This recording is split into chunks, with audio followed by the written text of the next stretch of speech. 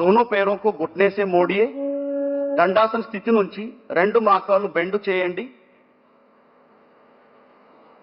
दोनों तलवों को मिलाइए, पंजों को दोनों हाथों से पकड़िए।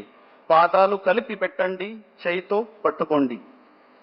घुटने को जमीन पर स्थापित करने का प्रयास, మోకాలు భూమిపైన పెట్టండి। ఈ అవస్థ में थोड़ी देर बने रहिए। ఈ స్థితిలో కొంతసేపు ఉండండి।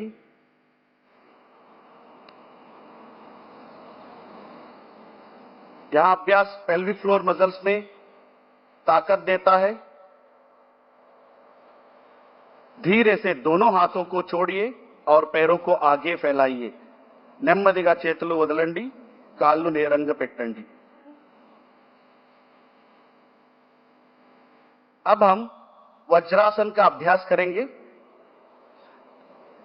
किसी को भी घुटनों में, टखनों में, हिप जॉइंट में या सर्जरी हुआ है, ऐसे व्यक्ति सावधानी के साथ करना है। ఎవరికైనా మోకాలు నొప్పి, యాంకల్ నొప్పి ఉంటే జాగ్రత్తగా చేయాలి। దండాसन నుంచి पैरों को एक एक मोड़ते हुए नितंब के नीचे रखिए। కాళ్ళు మడిచి నితంబ కింద పెట్టండి। एडिया बाहर और अंगूठे मिले हुए होना है। हील्स బయట के ఉండాలి, टोस కలిపి ఉండాలి। दोनों एडियों के बीच में बैठने का प्रयास, రెండు हील्स मध्य కూర్చోండి। दोनों हाथों को घुटने पर स्थापित करें, చేతులను మోకాలు పైన పెట్టండి और सामान्य श्वास प्रश्वास के साथ कुछ देर इस अवस्था में बने रहिए। साधारण श्वास प्रश्वासతో కొంతసేపు ఈ స్థితిలో ఉండండి। पूरा ध्यान शरीर पर।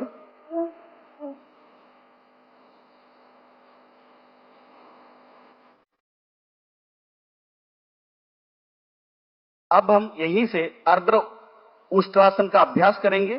ఇప్పుడు अर्ध उष्ट्रासन प्रैक्टिस చేద్దాం। वज्रासन स्थिति से घुटने पर खड़े हो जाइए। वज्रासन स्थिति నుంచి మోకాలు పైన నిలబడండి। दोनों हाथों को कमर के पीछे रखें, చేతులను నడుము వెనక ఉంచండి और धीरे से श्वास भरते हुए सिर, गर्दन, छाती को पीछे ले जाइए। మెల్లగా श्वास తీసుకుంటూ తల వెనక వంచండి। इस अवस्था में थोड़ी देर बने रहिए। కొంతసేపు ఉండండి और धीरे से श्वास छोड़ते हुए सामान्य स्थिति में आइए। మెల్లగా साधारण स्थिति को రండి और फिर वज्रासन में बैठ जाइए। మళ్ళీ వజ్రాసనంలో కూర్చోండి।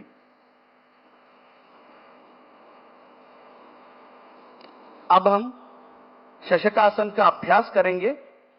ఇప్పుడు శశకాసన అభ్యాసం చేద్దాం। दोनों घुटनों को बाहर फैलाइए, రెండు మోకాళ్ళను బయటికి తీసుకెళ్ళండి।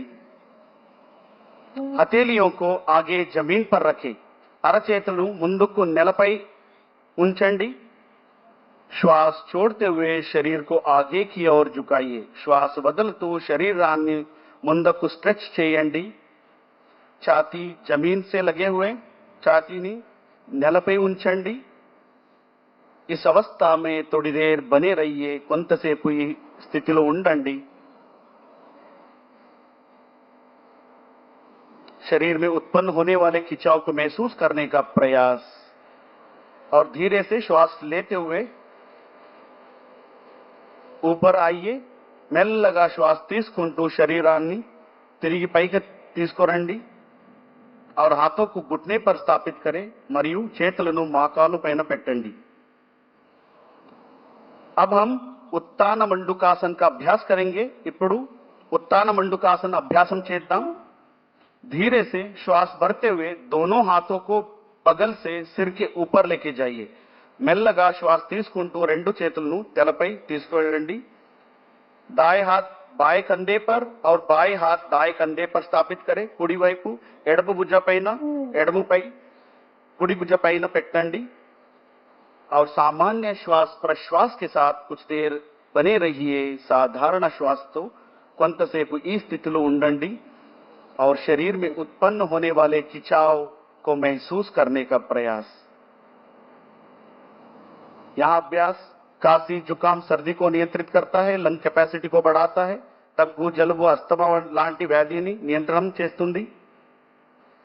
अब धीरे से श्वास छोड़ते हुए दोनों हाथों को ऊपर उठाइए और बगल से नीचे लेके आइए. श्वास వదులుతూ చేతులను పక్క నుంచి सामान्य स्थिति को తీసుకురండి. और दोनों घुटनों को जोड़िए और वज्रासन में आ जाइए. वज्रासन लो కూర్చోండి. अब दोनों